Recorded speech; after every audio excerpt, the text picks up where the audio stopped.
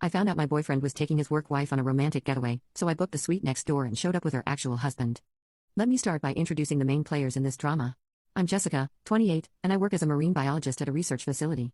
My now ex-boyfriend Brandon, 31, is a regional sales manager for a pharmaceutical company. Then there's Ashley, 29, Brandon's so-called work wife who works in the same company as a product development coordinator. And finally, there's Ashley's husband Michael, 32, who's a veterinarian and honestly the nicest guy you'll ever meet. Brandon and I had been together for 2.5 years. We met at a mutual friend's wedding, and I genuinely thought he was the one. He was charming, successful, and seemed to really get me. We talked about moving in together, maybe getting engaged next year. I was head over heels in love with this man. The problem started about 8 months ago when Brandon got promoted and started working more closely with Ashley. Suddenly, every conversation was peppered with Ashley thinks this or Ashley suggested that. At first, I tried to be understanding. Work relationships are important, and I didn't want to be that jealous girlfriend who gets upset about platonic friendships. But it kept escalating. Brandon would text Ashley at all hours, even when we were having dinner or watching movies together. He'd laugh at her messages in a way that made my stomach turn. When I asked about it, he'd brush me off with "You wouldn't understand, it's work stuff" or "Ashley's just funny." The worst part was how he started comparing me to her. "Ashley's so organized," he'd say when I left dishes in the sink. "Ashley never gets stressed about little things," when I had a bad day at work. It was death by 1,000 cuts, and I started questioning everything about myself. 3 weeks ago, I was at Brandon's apartment helping him organize some files when his laptop pinged with a calendar notification.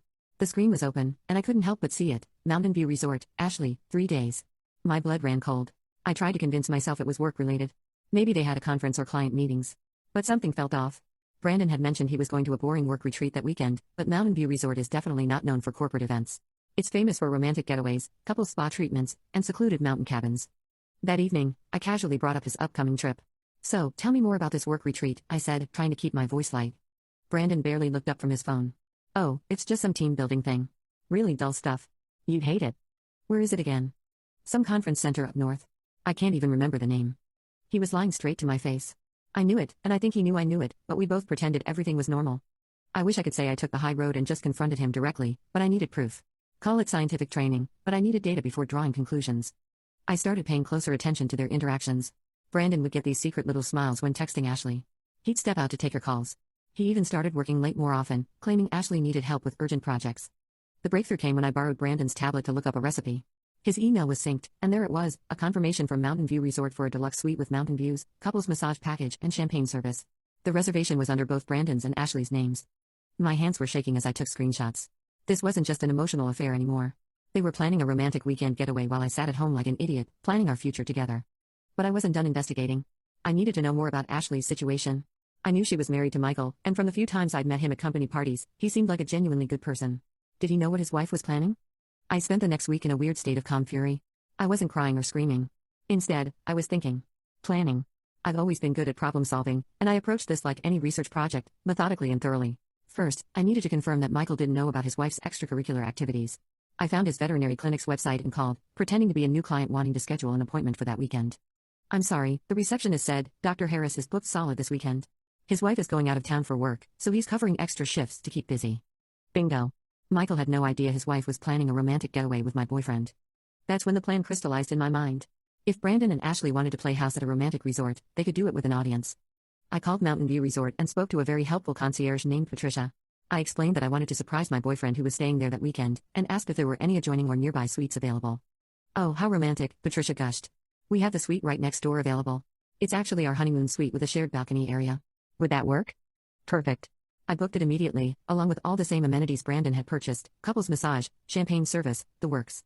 Now for the tricky part, Michael. I couldn't just call him up and tell him his wife was having an affair. I needed to be more subtle, more strategic. I created a fake social media account and sent Michael a message. "Hi, I think you should know that someone matching your wife's description was seen making out with a man at Millfield's restaurant last Tuesday. I wasn't sure if I should say anything, but I'd want to know if it were my spouse. I'm not trying to cause drama, just thought you deserved to know." It was true. I had followed them that Tuesday and watched them canoodling over dinner like teenagers. Michael responded within an hour, thanking me and asking if I had any other details. I provided the date, time, and Brandon's description, then suggested he might want to keep an eye on his wife's activities. 3 days later, Michael messaged me back. "I found some concerning text messages on my wife's phone. I think she's planning to meet this man at Mountain View Resort this weekend. I don't know what to do." That's when I made my move. I told Michael the first was actually the girlfriend of the man his wife was seeing, showed him proof of Brandon's reservation, and suggested we handle this together. I invited him to come with me to confront them. Michael was hesitant at first. He's not a confrontational person, and the idea of a dramatic showdown wasn't appealing to him. But when I explained my plan, he agreed it was better than sitting at home wondering what was happening.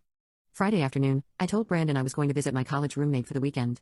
He seemed relieved, probably thinking it would give him a clear conscience for his romantic getaway. Michael and I drove up to Mountain View Resort separately but coordinated our arrival for Saturday morning. The plan was to let Brandon and Ashley get settled and comfortable first, then make our presence known. I have to admit, Mountain View Resort is absolutely gorgeous.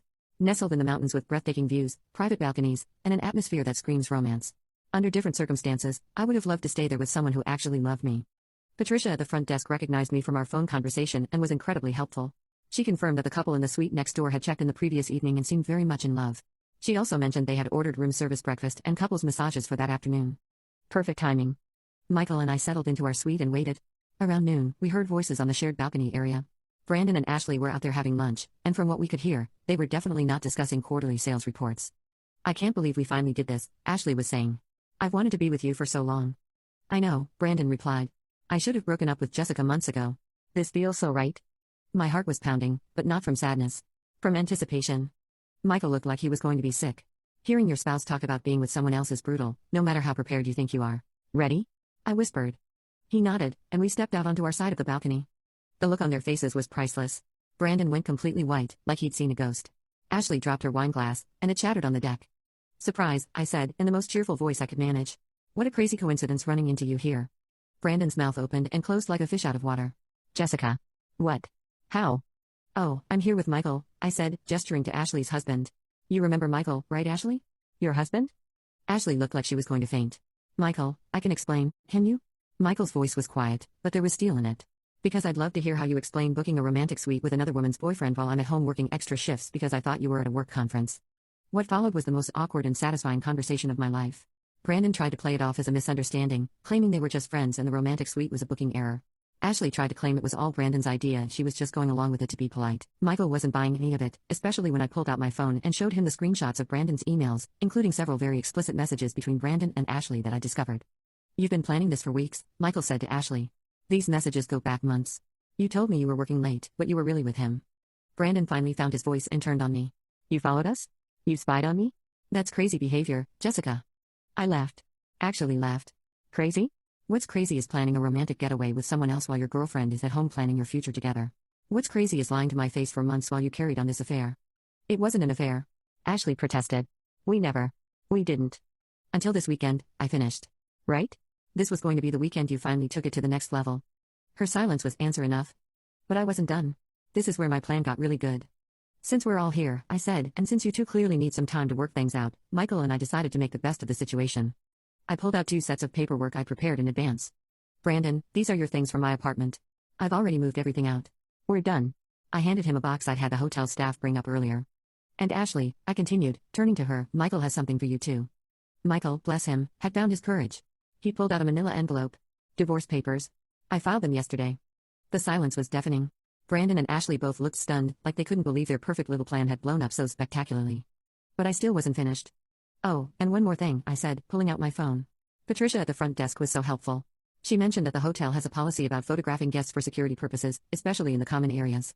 She was happy to provide me with some interesting photos from your check-in yesterday. I showed them a photo of Brandon and Ashley kissing passionately in the hotel lobby, their hands all over each other.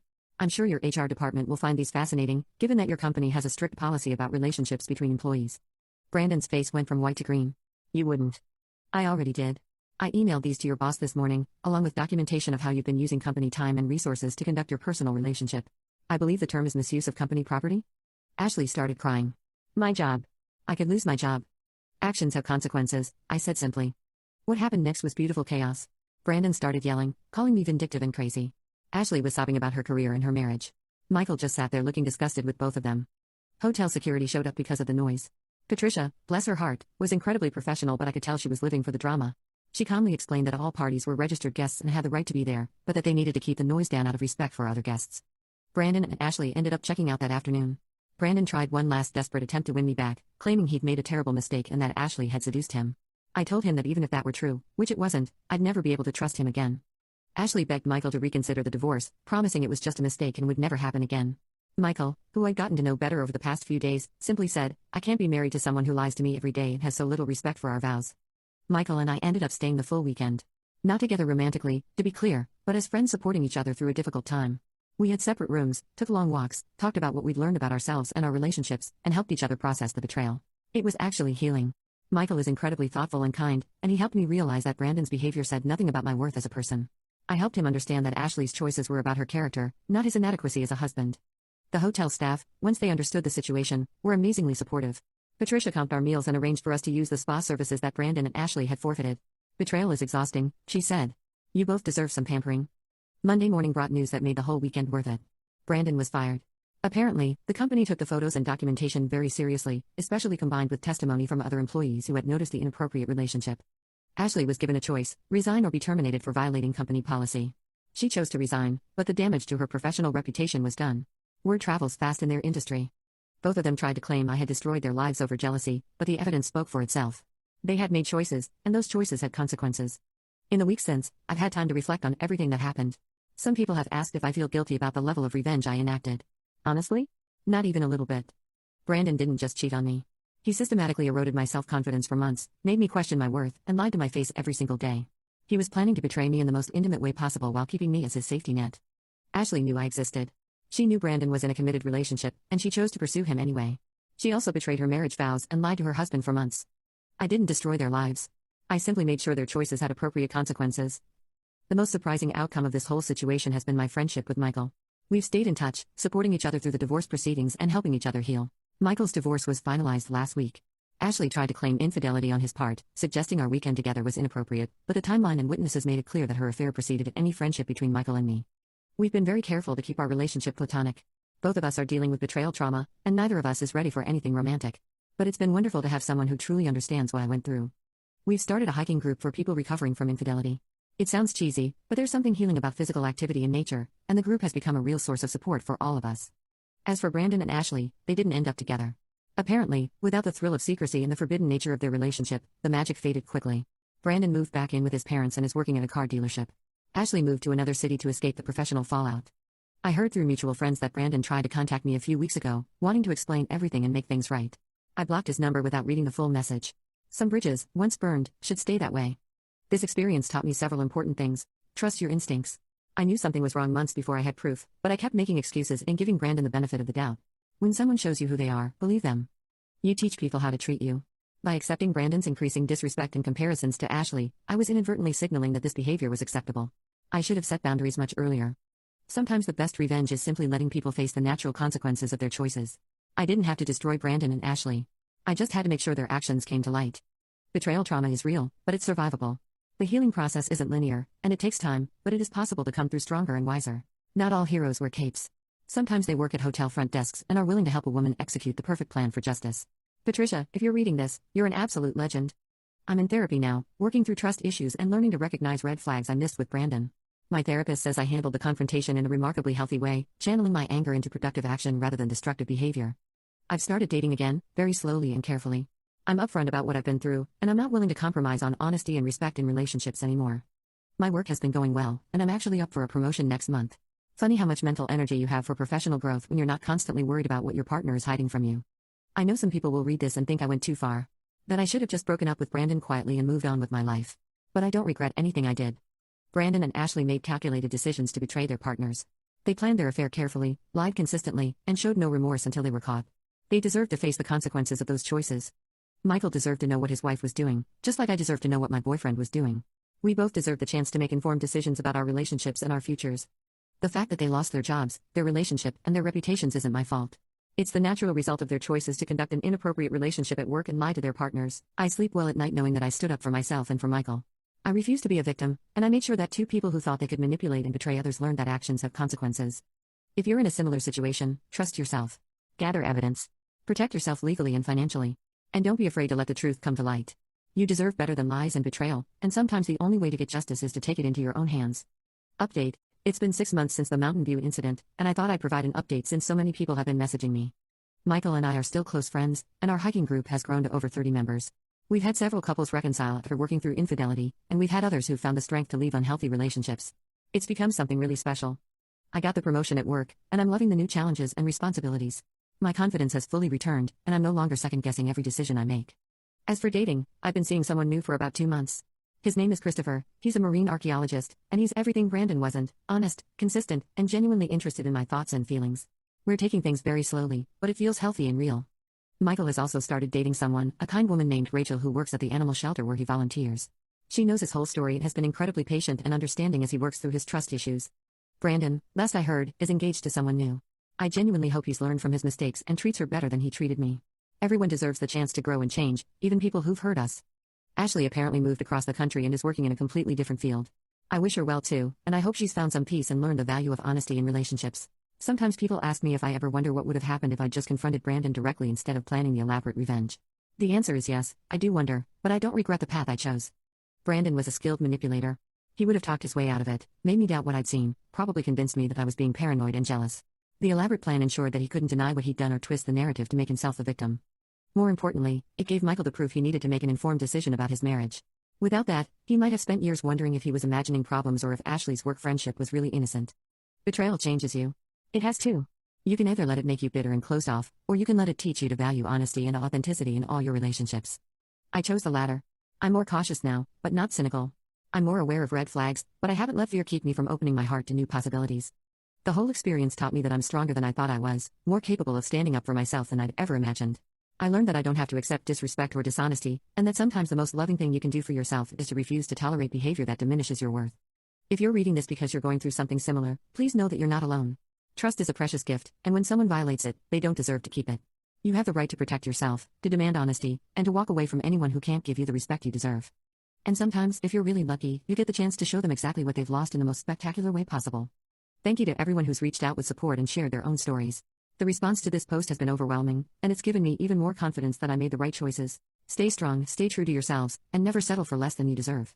Final update, 1 year later. A lot of people have been asking for a final update, so here it is.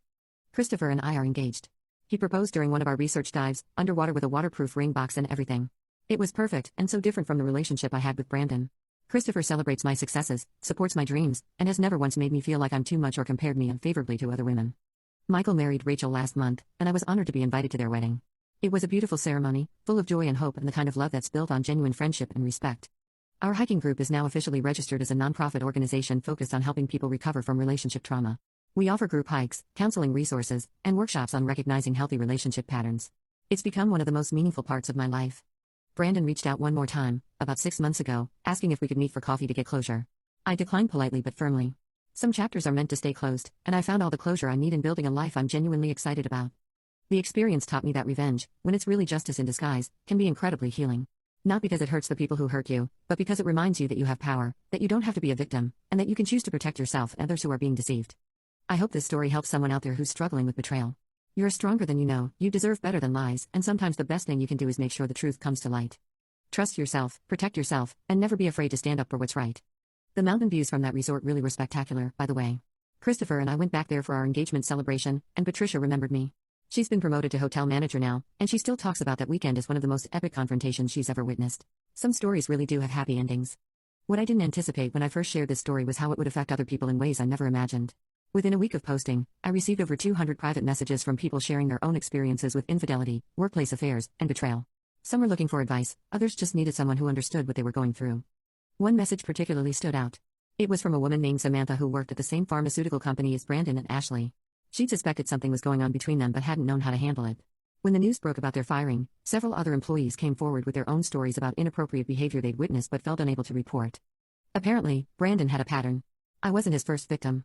Samantha told me about 3 other women who had worked there over the past few years, all of whom had complained about Brandon's inappropriate advances or comments. The company had always swept it under the rug because Brandon was a top performer. Your evidence gave us the ammunition we needed to clean house, Samantha wrote. The HR department launched a full investigation, and they discovered a whole network of inappropriate relationships and harassment that had been going on for years. 6 people were terminated, and they've completely overhauled their policies. This revelation hit me harder than I expected. Knowing that my actions had helped protect other women from what I went through gave me a sense of purpose I hadn't anticipated. It also made me realize that Brandon's behavior toward me wasn't just about our relationship failing. It was part of a larger pattern of how he treated women in general. About 3 months after the Mountain View incident, things got complicated in ways I hadn't foreseen. Ashley hired a lawyer and tried to sue me for intentional infliction of emotional distress and interference with business relationships. Her argument was that I had deliberately sabotaged her career and marriage out of spite. The legal papers arrived on a Tuesday morning, and I'll admit, I panicked. Even though I knew I hadn't done anything illegal, the idea of being dragged through a court battle was terrifying. That's when Michael stepped in with something I hadn't expected, his full support and a recommendation for an excellent attorney. "She's trying to make you pay for her own choices," Michael said when I called him in tears.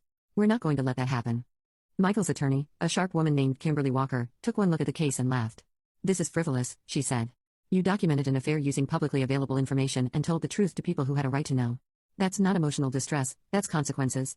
The case was dismissed within 2 months, but not before Ashley's lawyer withdrew from representing her. Apparently, during discovery, they uncovered evidence that Ashley had been having multiple affairs, not just with Brandon. Her credibility was completely destroyed, and she ended up having to pay my legal fees. The whole experience taught me something important about standing up for yourself. Sometimes people will try to punish you for refusing to be a victim. But if you've acted with integrity and truth, you can weather those storms. While Ashley's lawsuit was being dismissed, the investigation at Brandon and Ashley's former company was expanding in ways none of us had anticipated. It turned out that their affair had been funded, in part, by company resources. Brandon had been using his corporate credit card for some of their dates, claiming them as client entertainment expenses. The company's forensic accountants found over $15,000 in fraudulent expenses over the course of their relationship. Weekend getaways, expensive dinners, even jewelry purchases had all been charged to the company and disguised as business expenses. But it got worse. Ashley had been sharing confidential product development information with Brandon, who had been passing it along to competitors in exchange for kickbacks. What had started as a simple workplace affair had morphed into corporate espionage. The FBI got involved. I found this out when 2 agents showed up at my workplace asking questions about what I knew and when I knew it. It was surreal, sitting in a conference room at my research facility, explaining to federal agents how I discovered my boyfriend's affair. "You may have uncovered something much bigger than infidelity," Agent Taylor told me. "The information you provided led us to a network of corporate fraud that spans multiple companies. The investigation is still ongoing, but I've been told that both Brandon and Ashley are facing federal charges. What started as me trying to catch a cheating boyfriend had accidentally exposed a white-collar crime ring." 6 months after posting my story, I got a call from a producer at a major television network. Apparently, my Reddit post had been shared thousands of times and it caught the attention of their development team. They wanted to turn it into a TV movie. "It's got everything," the producer, an energetic woman named Madison Brown, explained during our video call. "Romance, betrayal, justice, a strong female protagonist who takes control of her own narrative. Audiences will love it." The idea was both flattering and terrifying. On one hand, the thought of my story inspiring other people was appealing. On the other hand, I wasn't sure I wanted my personal drama turned into entertainment. Christopher, bless him, was incredibly supportive. "It's your story," he said. "You get to decide what happens with it. But think about all the people who've reached out to thank you for sharing it. Maybe this could help even more people." After weeks of consideration, I decided to move forward with the project, but only with strict conditions. I would have creative control over how the story was told, a percentage of the profits would go to organizations that help people recovering from infidelity, and the names and identifying details would be changed to protect everyone involved. The movie, titled Mountain Views and Hidden Truths, premiered on cable last month. It was strange watching actors portray the most difficult period of my life, but they handled it with sensitivity and respect. The actress who played me, Taylor Lewis, did an incredible job capturing the emotional journey from betrayal to empowerment. One aspect of this whole experience that I haven't talked much about is how it affected my family relationships. My parents had really liked Brandon, and when I told them what happened, they were shocked but incredibly supportive. My mother, who had always taught me to turn the other cheek and avoid confrontation, surprised me with her reaction. "I'm proud of you for standing up for yourself," she said. "I spent too many years of my own marriage accepting behavior I shouldn't have. You're stronger than I was at your age." This led to some revelations about my parents' relationship that I hadn't known. Apparently, my father had gone through his own period of inappropriate relationships early in their marriage, and my mother had handled it by suffering in silence and hoping it would stop. It eventually did, and they worked through it, but she'd always regretted not advocating for herself more strongly. "Watching you take control of your situation helped me realize that I should have demanded better for myself," she told me. "Your story gave me the courage to finally talk to your father about things I'd buried for 30 years. My parents ended up going to couples counseling for the first time in their 40-year marriage. They're doing better now than they have in years, and they credit my example with giving them the tools to finally address old wounds." My younger brother Justin had a different reaction. He was angry that I hadn't told him what was happening while it was going on. "I would have confronted Brandon myself," he said. "You didn't have to handle this alone." But as we talked more about it, he began to understand why I'd chosen to handle it the way I did. "You turned a situation where you were powerless into one where you had all the control," he said eventually. "That's actually brilliant." One unexpected consequence of sharing my story has been the positive impact on my career. The attention brought my work as a marine biologist into the spotlight, and I've been invited to speak at several conferences about both my research and my experience with workplace ethics. The combination of scientific credibility and personal integrity has opened doors I never expected. I've been offered positions at 3 different research institutions, all of them significant career upgrades. I turned them down because I love where I work, but it was gratifying to know that standing up for myself hadn't hurt my professional reputation. My current employer has also been incredibly supportive. When the media attention started, my boss called me into her office, and I was terrified that the drama would affect my job. Instead, she congratulated me. "You handled a difficult situation with grace and intelligence," she said. "The way you documented everything, sought legal advice, and protected yourself shows exactly the kind of analytical thinking and ethical standards we value here. You're up for promotion to senior researcher, and this experience has only strengthened my confidence in that decision." The promotion came through last month, along with a significant raise and the opportunity to lead my own research team. It's proof that doing the right thing, even when it's difficult, can have positive consequences beyond what you imagine. People often ask me about the emotional toll of everything that happened. The truth is, it was harder than I let on in my original post. For months after the confrontation at Mountain View, I struggled with anxiety, trust issues, and a persistent feeling that I was somehow damaged goods. Therapy helped, but what really made the difference was the community that formed around my story. The hiking group Michael and I started became a lifeline, not just for other people, but for me too. Every week, I met with people who understood exactly what I'd been through, and we helped each other heal. One member of our group, a woman named Amanda whose husband had a long-term affair with his secretary, told me something that stuck with me: betrayal doesn't just break your heart. It breaks your reality. Everything you thought you knew about your life turns out to be a lie. Healing isn't just about getting over the person who hurt you. It's about rebuilding your ability to trust your own judgment. That resonated deeply with me. The hardest part of Brandon's betrayal wasn't the cheating itself. It was the way he'd made me doubt my own perceptions for months. When I'd expressed concerns about his relationship with Ashley, he dismissed them as jealousy or insecurity. I'd started to believe that my instincts were wrong, that I was being paranoid and possessive. Discovering that I'd been right all along was validating, but it also made me angry at myself for doubting my own judgment. It took months of therapy and support group meetings to realize that gaslighting is a deliberate manipulation tactic, and falling for it doesn't make me weak or stupid. It makes me human. One of the most rewarding aspects of sharing my story has been the network of friendships that developed from it. Women from all over the country have reached out, and some of those connections have turned into genuine, lasting friendships. Rachel, the woman Michael eventually married, actually contacted me first after seeing my story shared in a support group for partners of cheating spouses. She'd been through her own experience with infidelity in a previous relationship and wanted to thank me for showing that it was possible to come out stronger. When she and Michael started dating, she reached out again, not because she was jealous of our friendship, but because she wanted to understand his experience better. "I can see how much your friendship has helped him heal," she wrote. "I want to make sure I'm supporting that process, not competing with it." Her maturity and kindness were exactly what Michael needed, and I was so happy when they fell in love. Their wedding was beautiful, and I was honored to stand as Michael's best woman since I'd been such an important part of his journey back to trusting love. We've also developed friendships with other couples who've worked through infidelity. There's something powerful about being around people who understand that rebuilding trust is possible, but it takes work, honesty, and commitment from both partners. If I had to distill everything I've learned from this experience into advice for others, here's what I'd say. First, trust your instincts. If something feels wrong in your relationship, don't let anyone convince you that you're being paranoid. Your intuition is usually trying to protect you from something real. Second, document everything. I can't stress this enough. If you suspect infidelity, keep records of conversations, screenshots of suspicious behavior, and notes about timeline inconsistencies. Not because you're planning revenge, but because you deserve to make decisions based on facts, not manipulated versions of reality. Third, build a support network before you need it. The friends and family members who stood by me through this experience were invaluable. Don't try to handle betrayal alone. Fourth, remember that other people's choices are not a reflection of your worth. Brandon didn't cheat because I was inadequate. He cheated because he made selfish choices and prioritized his immediate gratification over his integrity and our relationship. Fifth, consider the bigger picture. My actions didn't just protect me and Michael. They protected future women from Brandon's pattern of behavior and helped expose corporate fraud that was hurting the company and its customers.